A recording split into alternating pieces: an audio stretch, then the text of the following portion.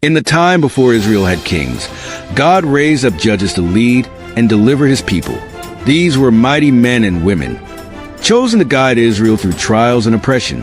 Today, we explore the stories of the judges of the Old Testament, leaders who followed God's call in extraordinary ways. After Joshua led the Israelites into the Promised Land, the people often fell into a cycle of sin. They would forget God's commandments, worship foreign gods, and fall into oppression at the hands of their enemies. In their desperation, the people would cry out to God, and in response, he would raise up a judge to deliver them. Let's begin with one of the first and most well-known judges, Othniel. After the Israelites turned away from God, they were conquered by the king of Mesopotamia. But God heard their cries for help and raised up Othniel, a mighty warrior from the tribe of Judah. Empowered by the Spirit of the Lord, Othniel led the Israelites into battle and delivered them from oppression. Under his leadership, the land had peace for 40 years.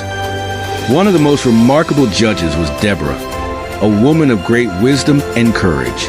She served as both a judge and a prophetess, guiding Israel during a time when they were oppressed by Gideon, king of Canaan. At God's command, Deborah summoned Barak to lead Israel's army against Gideon's commander, Sisera.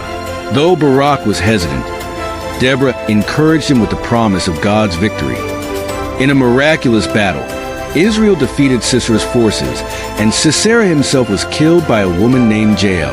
Deborah's leadership brought peace to the land for 40 years. Next comes Gideon, a man who doubted his own abilities, but was called by God to deliver Israel from the Midianites. When God first spoke to Gideon, he was hiding in fear, but God saw him as a mighty warrior. At first, Gideon doubted.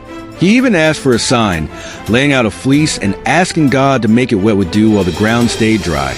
And God did it. Strengthened in his faith, Gideon gathered an army, but God reduced its size to only 300 men to show that the victory would be his alone. With just 300 men, Gideon led Israel to a miraculous victory over the Midianites, routing a vast army with trumpets, jars, and torches.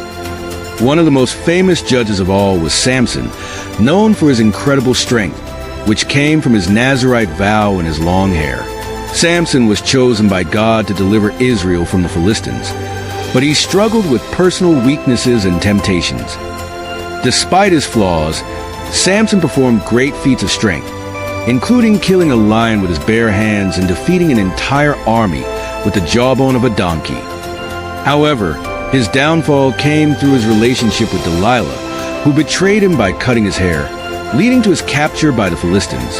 But in his final moments, Samson repented and called upon God, bringing down the Philistine temple by his strength, sacrificing himself to defeat Israel's enemies. The judges of Israel weren't perfect, but God used them to guide and deliver his people in their times of need. From Othniel's victory to Deborah's wisdom, from Gideon's faith to Samson's strength, these judges remind us that God can use anyone to fulfill his purposes, even in the most difficult times. But after the judges, Israel continued to fall into sin, and the people eventually cried out for a king. The era of the judges ended, making way for the kingdom of Israel, beginning with Saul and David.